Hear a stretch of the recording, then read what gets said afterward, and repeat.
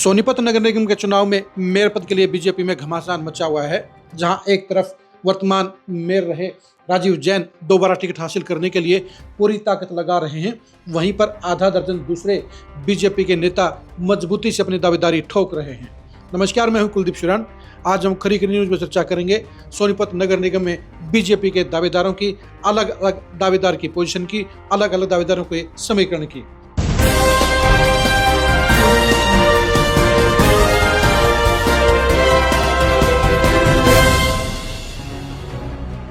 राजीव जैन 10 महीने पहले ही मेयर बने थे।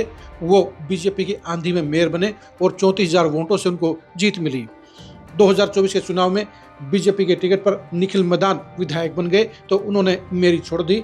आपको ये बता दें कि 2020 में निखिल मैदान कांग्रेस के टिकट पर मेयर बने थे, लेकिन बाद में हालात के हिसाब से उन्होंने बीजेपी में पाला बदल कर लिया और बीजेपी ने उन्हें विधायक की टिकट दे दी। वो विधायकी का चुनाव जीत गए। निखिल मैदान के मेयर बनने के बाद कविता जैन और राजीव जैन दोनों ही खाली हो गए। ऐसे में मेयर के बाई इलेक्शन के अंदर राजीव जैन को टिकट मिल गई और उनका लगभग 40 साल का संघर्ष सफल हुआ और वो पहली बार बड़ी पोजीशन के ऊपर यानी मेयर पद के ऊपर आसीन हो गए।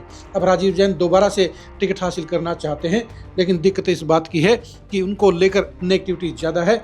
बीजेपी के अंदर और पब्लिक दोनों में ही राजीव जैन को लेकर ज़्यादा नेगेटिविटी है। 2025 में राजीव जैन को मेयर बनने में ज़्यादा परेशानी नहीं हुई, क्योंकि बीजेपी की सरकार नई बनी थी और पंजाबी वोटर निखिल मैदान के साथ में लामबंद थे और इसलिए राजीव जैन और कविता जैन की पुरानी नेगेटिविटी को भुलाकर पंजाबी वोटरों ने बीजेपी को मेजोरिटी में वोट दिए और राजीव जैन 34,000 वोटों के मार्जिन से यहाँ पर मेयर बन गए। लेकिन अब हालात बदल चुके हैं। अब राजीव जैन के खिलाफ बड़ी नेगेटिविटी नजर आती है और बीजेपी के सर्वे के अंदर भी उन्हें पिछली बार के मुकाबले में कमजोर आंका जा रहा है। इसलिए बीजेपी के अंदर एक बड़ा धड़ा इस बात को लेकर मैदान के अंदर डट गया है कि राजीव जैन की टिकट कटनी चाहिए और बीजेपी के किसी पुराने नेता को यहाँ पर टिकट मिलनी चाहिए। उन हालात में बीजेपी के सामने दावेदारी तो बेशक से लगभग 1 दर्जन नेताओं की है, लेकिन 4 नेता ऐसे हैं जो मुख्य तौर पर यहाँ मजबूत दावेदारी पेश करते नजर आ रहे हैं।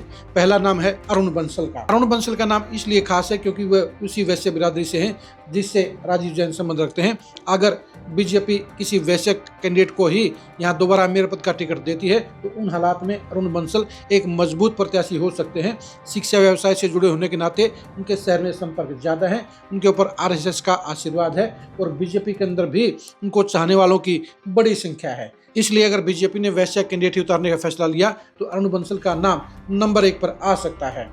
जहां तक पंजाबी बिरादरी की बात है तो उसमें 3 दावेदार मजबूती से ताल ठोक रहे हैं। पहला नाम है ललित बत्रा का। ललित बत्रा ने 2020 में भी पार्टी के टिकट पर चुनाव लड़ा था, वो चुनाव हार गए थे।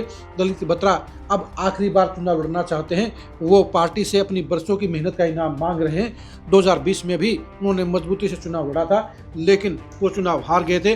वो एक बार फिर से उम्मीद रखते हैं कि पार्टी उन्हें मेयर पद का टिकट दे दे तो वो शहर के मेयर बन जाए।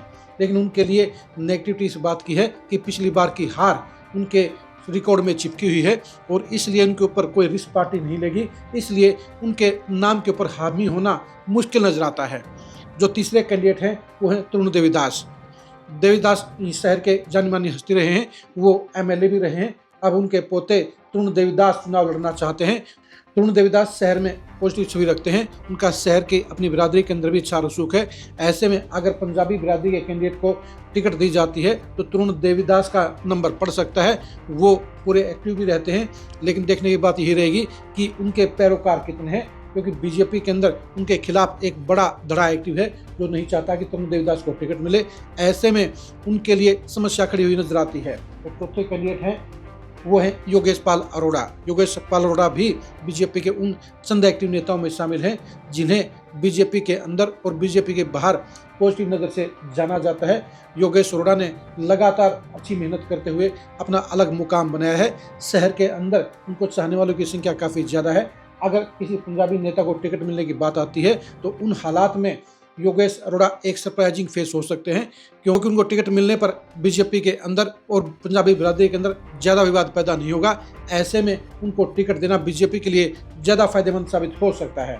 अब देखने की बात यह रहेगी कि बीजेपी हाईकमान और चुनाव को लेकर बीजेपी के रणनीतिकार और प्रभारी इस मामले में क्या फैसला लेते हैं। जाहिर सी बात है कि राजीव जैन भी आसानी से हथियार टेकने वाले नहीं हैं। 10 महीने के कार्यकाल में राजीव जैन अपने कराए हुए कार्यों की लंबी चौड़ी लिस्ट भी सामने रखते हैं। वो एक बार फिर से पार्टी के बड़े नेताओं के बीच में इस बात की रिक्वेस्ट कर रहे हैं कि अगर उन्हें एक और कार्यकाल दिया जाता है तो वो पार्टी के उम्मीदों पर खरा उतर सकते हैं। अभी तक राजीव जैन रेस से पूरी तरह से बाहर नहीं हुए हैं। बेशक से उनके चाहने वालों की संख्या कम है, बेशक से उनके खिलाफ पब्लिक में नेगेटिविटी भी नजर आती है, लेकिन राजीव जैन बीजेपी के सिस्टम को जानते हैं, बीजेपी के सिस्टम से टिकट लेना जानते हैं। ऐसे में उनको दौड़ से बाहर नहीं माना जा सकता।